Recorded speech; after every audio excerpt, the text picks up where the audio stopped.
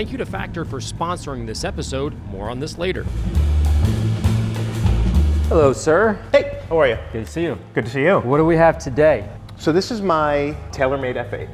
Okay, so F8, pretty normal production car from Ferrari. So predecessor's the 488. Yep. This is the F8, and then you have the 296 now with that twin turbo 6 and the hybrid and the green and the, anyway. Yes. So we all remember that video. yes, as a normal baseline car, it's just a normal production F8, but we did a full Atelier tailor-made experience with this car. So the paint on this is Bianco Italia, so it's a triple layer white paint, which by itself not that special. But we decided to do on the entire outside of the car was an exposed blue carbon. Exposed blue carbon is my favorite color ever since I've seen it on a Pagani. Yep. And I said, okay, so I want to be able to do this. So we did the entire exterior of the car wherever we could in exposed blue carbon, like even in the sides. But then what we also did was, pretty crazy, pretty insane, Ooh. is we did the bonnet.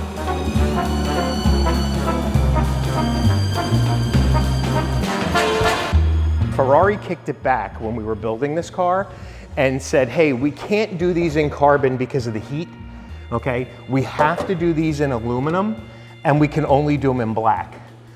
So we actually had these done after the fact. Yeah, really? So we had these done after the fact to match the exposed blue carbon, which works its way all the way around to the lower diffuser. Yeah. We decided to put every single option in this car. So I think it's like the only Ferrari I've ever seen in an F8. It has blind spot. It has side cameras. And I noticed them there. So we did also, so when we got to the inside, we did the bespoke carbon doors, okay, which are like not even on an options list anymore. Right. So we got them to do that. And then we did the buttons, the center buttons in white to match the exterior of the car. And then when we did the seats, we did them with the blue Scuro and the white as well.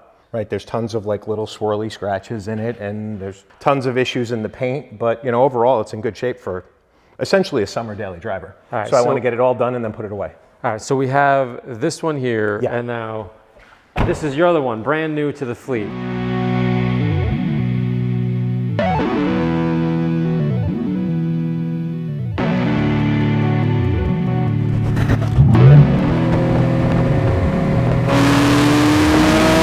So I've been chasing this car for at least 10, 12 years. Not this particular car, but of course yellow, because all the special cars are yellow. Yes. Right, so yellow car, 16M, we have the coupe, the Scud coupe. But what makes the 16M so special is A16, it's for the 16 World Championships for F1. They made 499 cars, and from what everybody can tell, like less than 100 of them made it to the United States. It's 400 miles on it. Absolutely insane. Okay, so a 400-mile car, perfectly optioned, but sat in a garage for 15 years. So of course, we sent it to Ferrari, we did all the service, did the tires, did the TPMSs, and then what you had pointed out to me is when we got it back was they put the wheel weights actually on the outside of the front wheels. So another famous Ferrari flaw, the 3Fs, right? Is that the caliper is so tight to the wheel, right here, yeah. Okay, that you really can't put a weight on it. But why they didn't just do racing tape, is beyond me. So of course we're going to send this down to Ace, once you're done with it, and have Tommy fix it, and it'll be in great shape. It's also the wrong color weight. We're in the middle of cleaning this one. This one just arrived. Yeah. It's another day with Dominic. Got my lunch.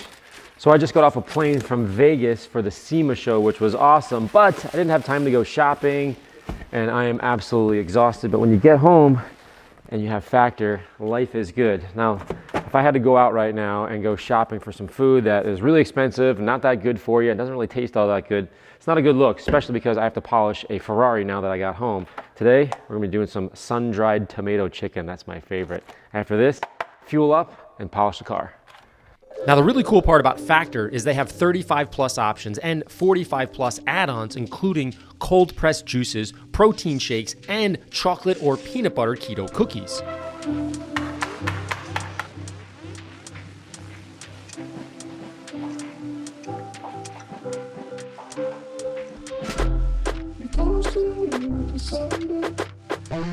Head over to factor75.com or click the link below and use code 50ammo to get 50% off plus free shipping on your first Factor box. That's code 50ammo at factor75.com to get 50% off plus free shipping on your first box. Now, back to the Ferrari.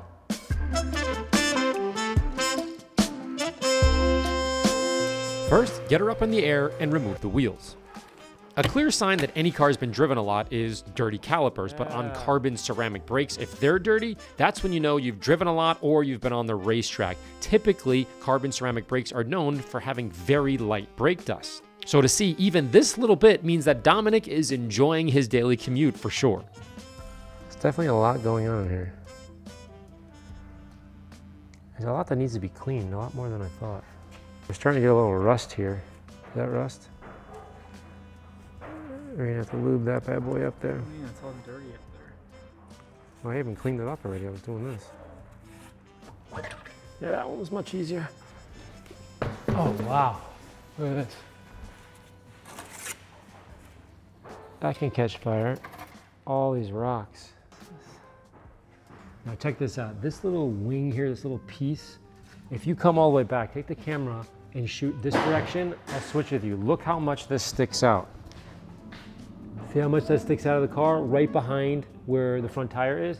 Now, if you look at this piece on camera, you can see in the light, it is all scratched up, all dinged up. Right there, all those little white marks. That's just rock chips everywhere. So we're gonna have to brow this whole thing. I gotta see if I can get a lot of that out or at least reduce it. But it's an interesting little design there for sure. But yeah, we're gonna have to protect that. I'm not gonna lie, I thought this was gonna be a little bit more of a cream puff. This is actually pretty dirty.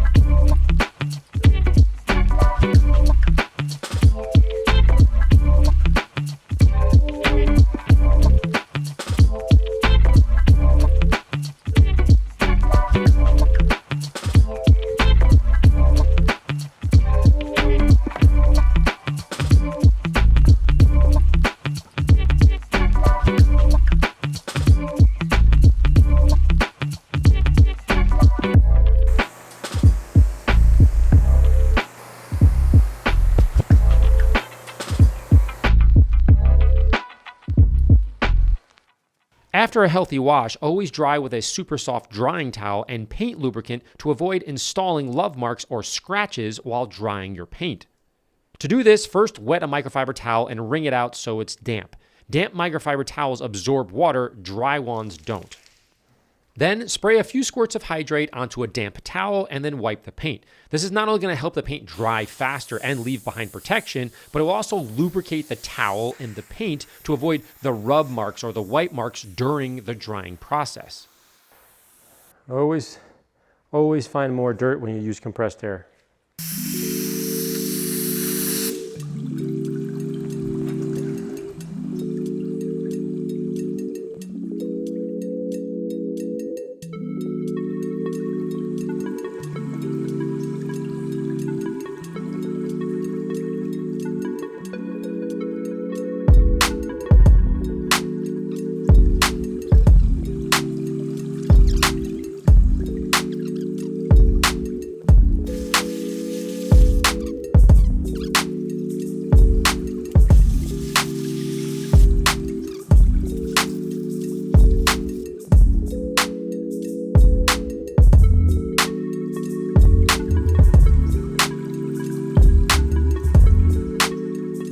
With the paint now clean and dry, you can clearly see that there's swirls, scratches, and common pigtail marks I seem to find on nearly every newish Ferrari.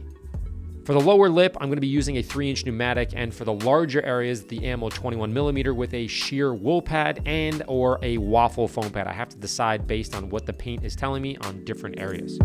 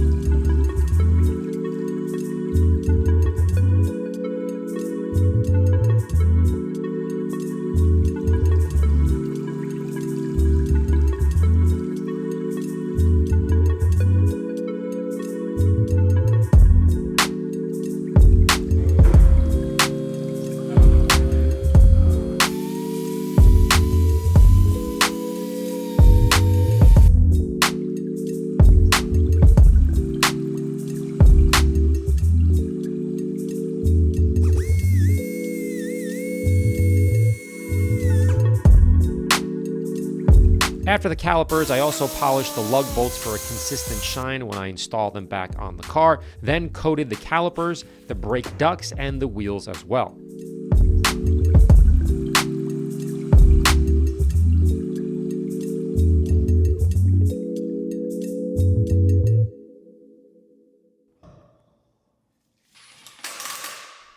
Now, because we're installing paint protection film, right before we do that, we wash the F8 one more time to ensure that there's no dust anywhere that's going to interfere with the film's application. So this is wash number 3, each of which has their own specific purpose. As you can imagine, PPF takes an incredibly long time to install properly, and it's going to require touch-ups in a few days. All of that is indicated by the blue masking tape. Basically, I walk around the car and put this little blue masking tape. This reminds me to go back in and address the lifting edges or trim some pieces here and there before the car gets picked up. While the paint protection film was now drying, I had to take the 16 out for my first ever drive. Mind you, this only has 400 miles, so I got special permission from Dominic. And only days earlier did I clean her up, put a clear bra on it, and I just didn't have a chance to drive it until today. Okay, we're about to head out on our first drive in the 16M. I want to show you a few little tidbits here. So right off the bat, you can see there is a very special badge commemorating the 16th win in 2018 Constructors win. Very cool. This piece right here, from what I'm told from Dominic, because it's carbon fiber and not painted like the car, I think is somewhat unique. Leave a comment, let me know. Here's another really beautiful badge. Now this was all fogged out. It was just kind of, not rusted is the right word, but I polished this and it really came back well. Again, the very unique badge. I'll show you the badge plate on the inside of the car, which, by the way, these are probably one of the best bucket seats I've ever sat in, specifically because of this. I'll talk more about that on the drive. This particular area, I love. And then if you look on this right here, that obviously is limited to $4.99. Now, I polished that out like crazy. That was almost rusted because, again, this car has 400 miles on it, 401 miles, and just kind of sat there. Well, that being said, let's go for a drive because this thing is going to be absolutely spectacular. I cannot wait. Look at the shine on that. And then once I'm done, I got to come back and re-clean it a little bit before I give it back to Dominic. But man, is this the sexiness of sexiness right there. Okay, let's go for a ride. Okay, so here's my first ride in the 2009 Ferrari 16M.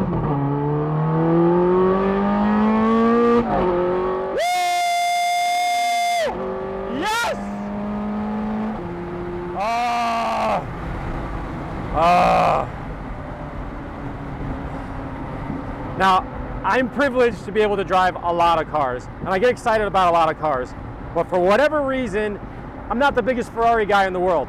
This makes me want to be a Ferrari guy. Unfreaking believable. So let's go over the stats here. 4.3 liter V8, 503 horse. It's 200 pounds lighter than the original 430. It's got an intake, it's got an exhaust.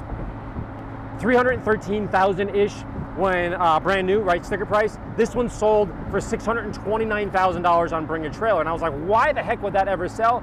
I'm now aware why it would sell for that much money. Okay, I gotta catch my breath. This has a single F1 clutch, right? Versus the dual clutch. And the most important part for me is, okay, I'm downshift, I'm in third right now. Watch my body shake when I shift.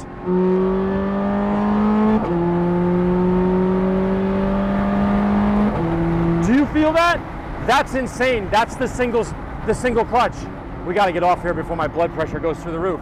This is the greatest car you have in all of your bunch. I have never screamed as loud. My fingertips are like it's hard to explain. Not numb, but tingly.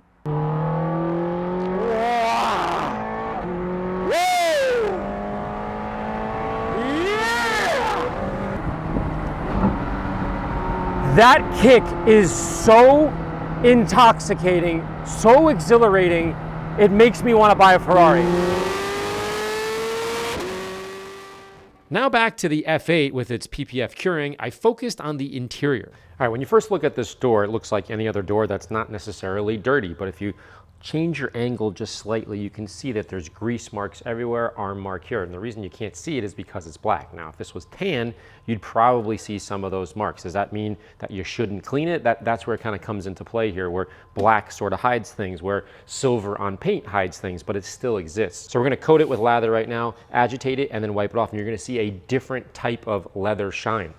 In this case, it's gonna be very matte versus shiny, and that's kind of the difference when we get into these supercars, where this little bit here, where most people go, it looks pretty clean, this matters a lot to Dominic, and it's going to be a massive difference when we're done.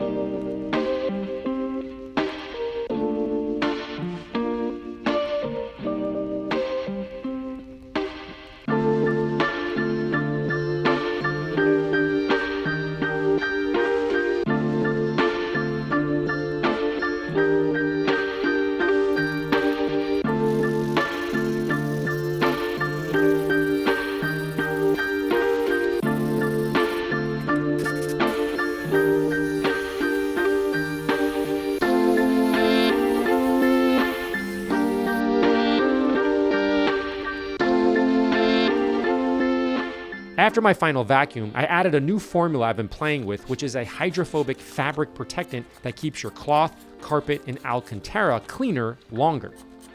As an example of one of my tests, I sprayed some on half of a blue microfiber towel and then let it dry. So one half had the protectant and the other side was uncoated.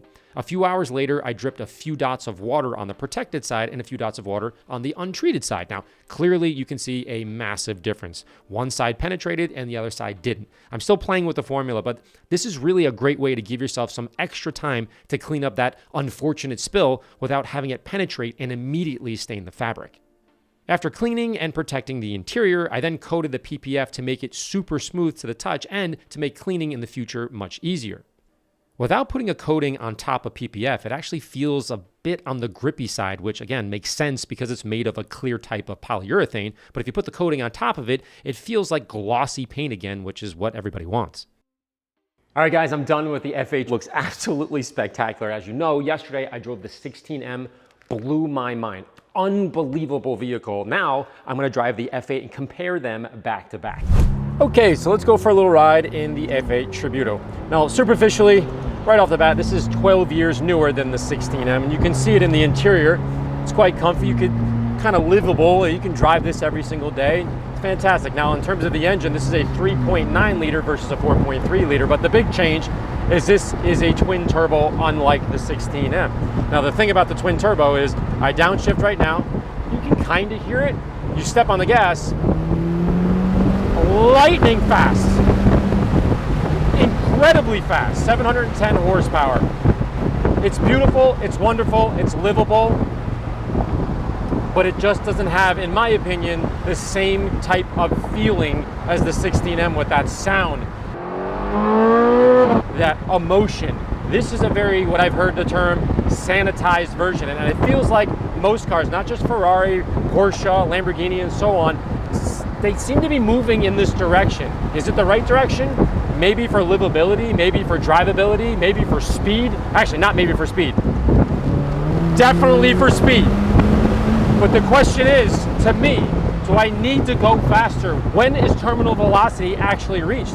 I don't necessarily want to go faster, but I do want to feel something. So for that reason, I think the 16M is still the right choice here. Beautiful car, I love this car, but 16M all day and twice on Sunday because of that interactive feeling, emotion that I'm really worried that all these newer cars are going to be lacking in the future, which is probably why the market for those cars, the Porsche GT3s, the ones that make you feel a certain way, the 16Ms, all of that sort of genre, the prices are skyrocketing, and for good reason.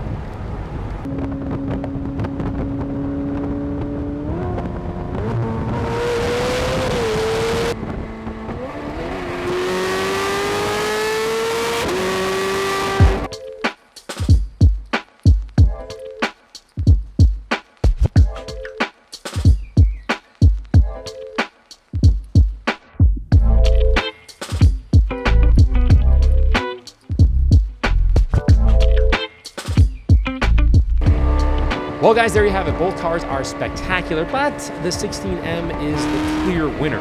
As always, thanks for watching, and be sure to check out a sneak peek of next week's Lamborghini Miura detail. Subscribe and hit the notification button to find out when that episode is released. See you next time. Just don't let it load. Did you drive this up here? Yeah, for Melchizedek. His first Miura. It's original. It's probably top 3 Miuras of like reference examples for original.